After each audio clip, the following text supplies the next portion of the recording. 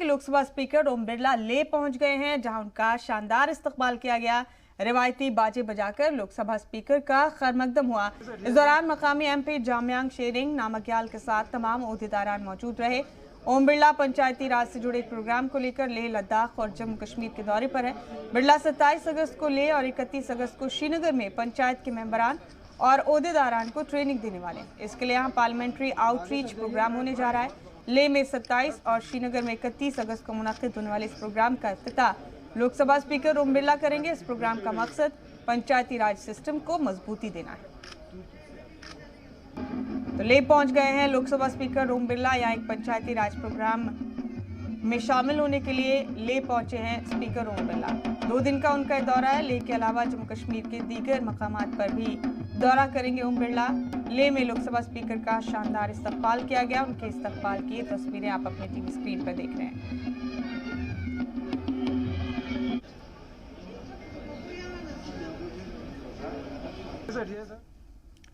वहीं लेह पहुंचने से पहले लोकसभा स्पीकर ने बगैर नाम लिए चीन पर हमला बोला।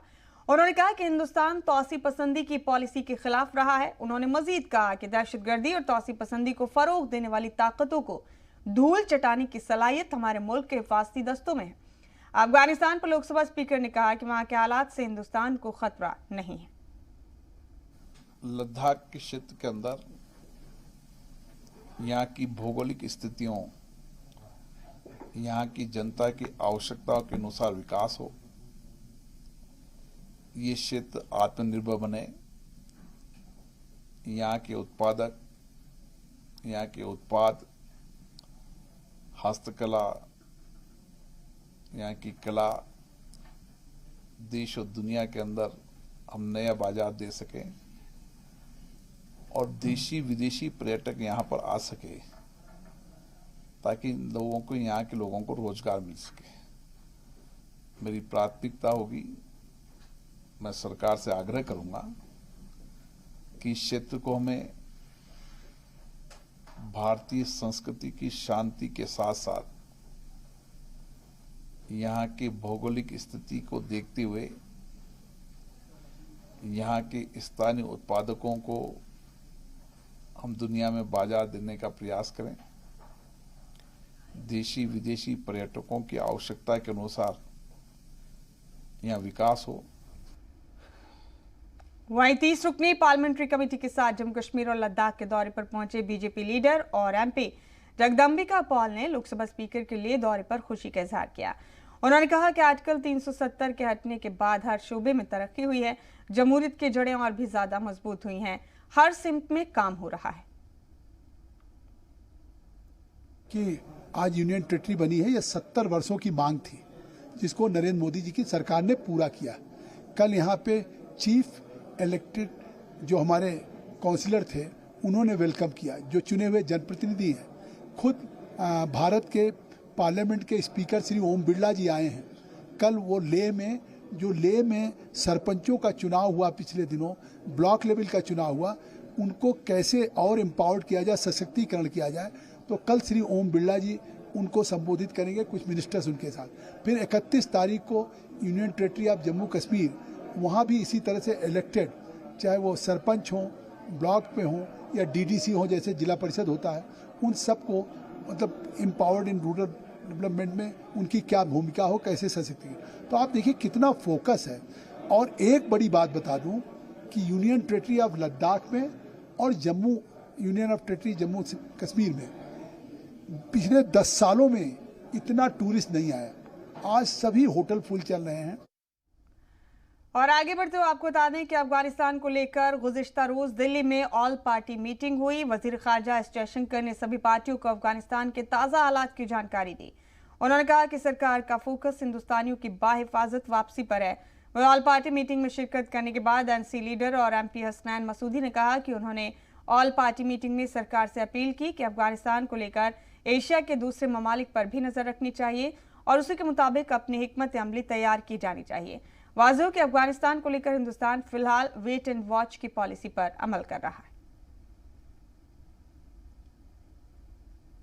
जैसे आप जानते हैं, ये अफगानिस्तान में जो डेवलपमेंट्स है उसके बारे में सारे फ्लोर लीडर्स हैं जो पार्लियामेंट के, उनकी मीटिंग बुलाई थी। जो हमारे एक्सटर्नल अफेयर्स मिनिस्टर है उनकी अध्यक्षता में। तो हमने कहा कि वेट एंड वॉच के साथ साथ जैसे मेरा था कि आप ये भी देखिएगा सेंट्रल एशियन कंट्रीज कैसे बिहेव कर रही हैं, रशिया कैसे बिहेव कर रहा है, ताकि ये हो कि हमारे जो वहाँ पर नागरिक हैं उनको कोई मुश्किल ना हो, कोई तकलीफ ना हो और मामले आगे चले। तो लेकिन सरकार भी उस पर, उसके अलावा हमने कहा कि जो लोगों ने चिंता जताई कि इसका कहीं मुल्क में कोई असर न पड़े, हमने कहा कि कश्मीर पे असर न पड़े। और आगे बढ़ते हुए आप बता दें कि गांधरबल जिले के बंधामा गांव में तकरीबन 23 साल बाद फिर से खुशियों के फूल खिलाए जा रहे हैं। प्रधानमंत्री रोजगार पैकेज के तहत वादी में वापसी के लिए सरकारी रोजगार हासिल करने वाले कश्मीरी हिंदुओं के लिए गांधरबल और बांदीपुरा में 80 करोड़ की लागत से ट्रांजिट रेजिडेंशियल फैसिलिटी तैयार की जा रही है। इन दो जिलों में कश्मीरी हिंदुओं के लिए 672 फ्लैट बनाए जा रहे हैं। गांधरबल के बंधावा गांव में 30 कनाल में बन रही ट्रांजिट रेजिडेंशियल फैसिलिटी का करीब 60% काम पूरा हो गया। वही बांदीपुरा के उडीना में भी 25% काम मुकम्मल हो गया। एलजी मनोज सिन्हा के मुशीर बशीर अहमद खान ने दीगर ओहदेदारान के साथ गांधरबल के बंधामा और बांदीपुरा के उडीना का दौरा कर कामों का जायजा लिया। बशीर अहमद ने इंजीनियर्स और दीगर जिम्मेदारान को कामों को तय वक्त पर पूरा करने की हिदायत दी। Road and building construction department के चीफ इंजीनियर ने एलजी के मुशीर बशीर अहमद को बताया कि गांधरबल के बंधावा गांव में 30 कनाल जमीन पर 12 टावर तैयार किए जा रहे हैं। हर टावर में 16 फ्लैट होंगे और कुल 192 फ्लैट बनेंगे। इस मंसूबे के लिए 23 करोड़ की रकम मंजूर की गई है। जम्मू में बीजेपी की जानिब से एक मेंबरशिप प्रोग्राम का एहतमाम किया गया। सेक्रेटरी तरुण चुग ने शिरकत की। सहाफियों से बात करते हुए तरुण चुग ने पीडीपी और नेशनल कॉन्फ्रेंस पर निशाना साधा। उन्होंने महबूबा मुफ्ती के तालिबान वाले बयान की सख्त अल्फाज में मजम्मत की। उन्होंने कहा कि महबूबा बाहरी ताकतों की मदद से जम्मू कश्मीर से आर्टिकल 370 हटाने का ख्वाब देख रही हैं, जो कभी पूरा नहीं होने वाला। 7 दशक तक 2 परिवारों ने जम्मू कश्मीर के विकास को ग्रहण लगा के रखा। आज जम्मू कश्मीर की जनता उनसे पूछती है हिसाब दो, भ्रष्टाचार का हिसाब दो। तो कभी चाइना की बात करते, कभी पाकिस्तान की बात करते हैं। कभी अब्दुल्ला साहब को पाकिस्तान याद आ जाता है, कभी महबूबा जी को चाइना याद आ जाता है। ये वंशवाद के दंश ने जम्मू कश्मीर के विकास को रोक के रखा था। और को बता दें कि पुंछ में मुगल रोड पर पीर गली इलाके में पहाड़ से गिरे पत्थर की चपेट में आकर एक बीएसएफ के जवान की मौत हो गई। मरहूम जवान की शिनाख्त निसार अहमद के तौर पर हुई, जो दनौर जराला राजौरी के रहने वाला था। हादसे के बाद मौके पर पहुंची पुलिस ने जवान को अस्पताल पहुंचाया, जहां डॉक्टरों ने उन्हें मुर्दा करार दे दिया। पोस्टमार्टम के बाद मरहूम के जस्द खाकी को उनके आबाई गांव पहुंचाया गया। जानकारी के मुताबिक जवान छुट्टी पर अपने घर आए हुए थे। ये हमारा कोई बीएसएफ का जवान था। बेसिकली ये डिस्ट्रिक्ट राजौरी का रहने वाला है। तो इन लोगों की भी ढोक है यहाँ हमारे पीर गली से आगे। तो ये कहीं अपने ढोक में गया हुआ था अपनी फैमिली के साथ। तो वहाँ से ये पीछे अपने राजौरी में कांटेक्ट करने के लिए एक अपने भाई को साथ लेके मुगल रोड पर निकला। तो वहाँ पर जब इन्हें कहीं उनसे कांटेक्ट किया, उसके बाद ये कहीं पेशाब की देखी नाली में जाके बैठा। तो जैसे पुलिस की इन्फॉर्मेशन आई है कि ऊपर से कोई शूटिंग सुकून आया, तो उसने इसको हिट किया, जिससे इसका हेड इंजरी आ गई और इसकी ऑन स्पॉट डेथ हो गई। और स्टोन से जो इसके साथ दूसरा भाई था वो भी थोड़ा जख्मी हुआ है। उसको माइनर इंजरीज है, सॉफ्ट टिश्यू इंजरीज। तो उसको भी यहाँ लाया था। तो ट्रीटमेंट देने के बाद इनको हम पोस्टमार्टम वगैरह भी हो गया है इसका, जिसकी डेथ हुई है। तो अब वहीं पुंछ के सूरनकोट के लसाना गांव के पास भी एक सड़क हादसा पेश आया। इस हादसे में 4 अफराद जख्मी हो गए। जानकारी के मुताबिक एक टाटा मोबाइल गाड़ी ऑल्टो कार से टकरा गई। हादसे में 4 लोग शदीद तौर पर जख्मी हो गए।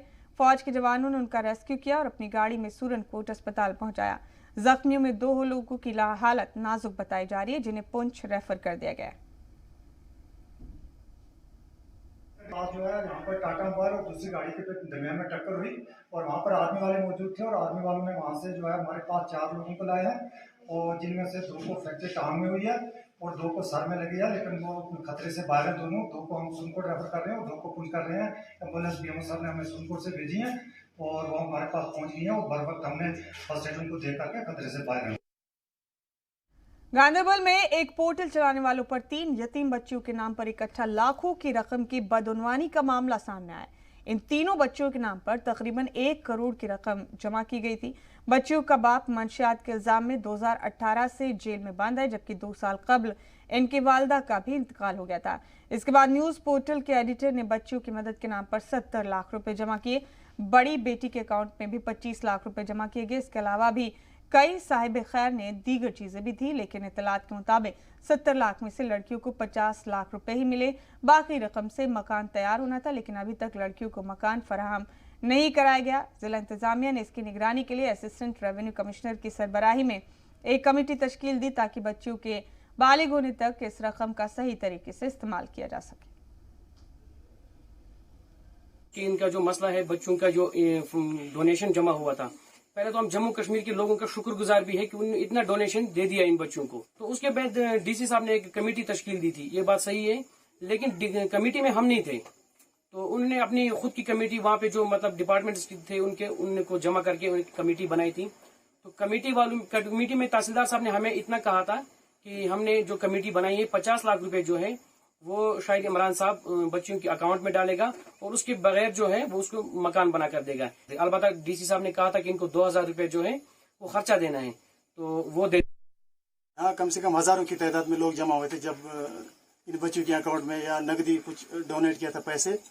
उस टाइम तो दुनिया लोग भर के आए, यहाँ पे काजीगुंड के आए, कहीं से आए, कश्मीर के हर कोने से आए। कि मकान अभी इनकम्प्लीट है, मकान कंप्लीट नहीं हुआ इसका। उस टाइम शायद इमरान साहब ने बोला था हम 4 दीवारी करेंगे, उसको टीन लगाएंगे साइडों से भी और ऊपर मकान भी कंप्लीट करेंगे। खिड़की शीशा 1 महीने के अंदर होना चाहिए। बच्चों को बोला हम शीट भी डाल के इनको मकान में बिठाएंगे। क्या पता है जो बच्चों के अकाउंट में खुद का पैसा, अपना पैसा था जो लोगों ने जमा किया था, वो पैसे वैसे भी बैंक वाले बोलते हैं हमको डीसी साहब का ऑर्डर है कि नहीं देना इनको ये पैसा। यहाँ से बच्चे जाते 2000 में क्या होता है, 2000 आज दिन का खर्चा होता है। तो चूंकि बच्चियां कसम पुरसी की हालत में रहती हैं, तो डायरेक्टर आईसीपीएस ने उस वक्त ये एडमिनिस्ट्रेशन की तरफ से ये एक इनिशिएटिव लिया था कि ये बच्चियां 3 हैं, इनको चाइल्ड होम में लिया जाएगा जहां इनकी अच्छी तालीम और तरबियत होगी और इस माहौल से भी दूर रहेंगी। सिंस उनके पास एक अच्छा खासा अमाउंट भी आ गया है, तो इसमें एक्सप्लॉयटेशन की भी वो गुंजाइश रहती है। तो लेकिन मुझे नहीं पता, एक बार उनको लिया भी गया था वहां पे, और उस हवाले से फिर कैसे उन बच्चियों को क्या पीछे से किसने क्या मोटिवेट किया, तो वो रहने के लिए वहां तैयार नहीं हुई। शोपियान में सीआरपीएफ की 14वीं बटालियन की जानिब से सिविक सेक्शन प्रोग्राम के तहत मुफ्त तिब्बी कैंप का एहतमाम किया गया। वाज़ेह के अवाम और सिक्योरिटी फोर्सेस के माबैन अवामी राब्तों को मजबूत करने के लिए वजारत दाखिला की हिदायत पर यह प्रोग्राम शुरू किया गया। इसके तहत हिफाजती दस्तों की जानिब से स्पोर्ट्स इवेंट्स, कल्चरल प्रोग्राम और तिब्बी कैंप जैसे मुख्तलिफ प्रोग्राम का एहतमाम किया जाता है। मकामी सीआरपीएफ हेडक्वार्टर में मुनाकिद तिब्बी कैंप्स में बड़ी तादाद में मकामी लोगों ने शिरकत की और अपना तिब्बी मुआयना कराया। तिब्बी जांच के बाद मरीजों को मुफ्त दवाएं भी फराहम कराई गईं। इस मौके पर जिला तरक्याती कमिश्नर सचिन कुमार और बटालियन के कमांडेंट विशाल कंडवाल के अलावा एडीसी और डिप्टी कमांडेंट भी मौजूद थे। स्पॉन्सर्ड जो प्रोग्राम है वो आता है, उसके अधीन अलग अलग तरीके के काम किए जाते हैं जिससे कि जनता के साथ में, आवाम के साथ में एक जो दूरी है उसको कम किया जा सके, मेल मिलाप बढ़ाया जा सके। तो उसी के क्रम में हमने पहले भी इस प्रकार के प्रोग्राम किए। जैसे शोपियान डिस्ट्रिक्ट को अगर हम लें तो जितने भी रिमोट एरिया हैं उन सबको हमने इसमें कवर किया है जी। उसी के क्रम में ये आज हम यहाँ पर अगलर और इसमें इन एरियाज़ में आज हम प्रोग्रामिंग कर रहे हैं। और जैसे कि आप देख भी सकते हैं यहाँ पर जो जन उत्साह है वो अपार है, काफ़ी सपोर्ट इसको मिलता है। और इस तरह की कार्रवाई करने से, लगातार करने से जो दूरियाँ हैं वो भी निश्चित रूप से कम होती हैं। किश्तवाड़ जिले के बालाई इलाके में बेरोजगार नौजवानों की मदद के लिए भंडारकोट और छात्रों में आर्मी की जानिब से एक तरबियती प्रोग्राम का एहतमाम किया गया। ट्रेनिंग कैंप में 127 नौजवानों ने शिरकत की। आर्मी में शामिल होने के ख्वाहिशमंद नौजवानों को ट्रेनिंग के दौरान फिजिकल के साथ साथ जनरल नॉलेज और दीगर चीजों की जरूरी जानकारी भी दी गई। आज यहाँ आर्मी की तरफ से जो है प्री रिक्रूटमेंट ट्रेनिंग कराई गई। काफ़ी सारे बच्चों ने यहाँ हिस्सा लिया। हम आर्मी के बहुत शुक्रगुजार है कि उन्होंने यहाँ पे प्री रिक्रूटमेंट ट्रेनिंग कराई। इससे जो हमें एक नई दिशा मिलेगी और हमें विश्वास है कि हम इंडियन आर्मी ज्वाइन करेंगे। छात्रों में फ़ौज ने जो है रिक्रूटमेंट ट्रेनिंग रखी थी जिसमें मैं सेलेक्ट हो गया। अब फ़ौज हमें जो है 1 महीने की ट्रेनिंग देगी। मैं फ़ौज का धन्यवाद करना चाहता हूँ। मुझे पूरी उम्मीद है कि मैं फ़ौज में सेलेक्ट हो जाऊँ। छात्रों का रहने वाला हूँ। यहाँ पर फ़ौज ने रिक्रूटमेंट ट्रेनिंग रखी थी, हम उसमें सिलेक्ट हो गए हैं। हम 1 महीने के लिए ट्रेनिंग के लिए जा रहे हैं। हमें उम्मीद है हम फ़ौज में सिलेक्ट हो जाएंगे। हम धन्यवाद करते हैं फ़ौज का जिन्होंने यहाँ पर रिक्रूटमेंट ट्रेनिंग रखी थी। और आरजी मुलाजमीन के एसोसिएशन की जानिब से कुलगाम में मुख्तलिफ मुतालबात को लेकर RNB पार्क में पुरजोर एहतजाज किया गया। एहतजाज के दौरान all Jammu Kashmir employees joint action committee के सदर भी शामिल हुए। EJ की जानिब से LG इंतजामिया से आरजी मुलाजमीन को मुस्तकिल किए जाने के अलावा बकाया तनख्वाह की जल्द अज जल्द अदायगी का मुतालबा किया गया।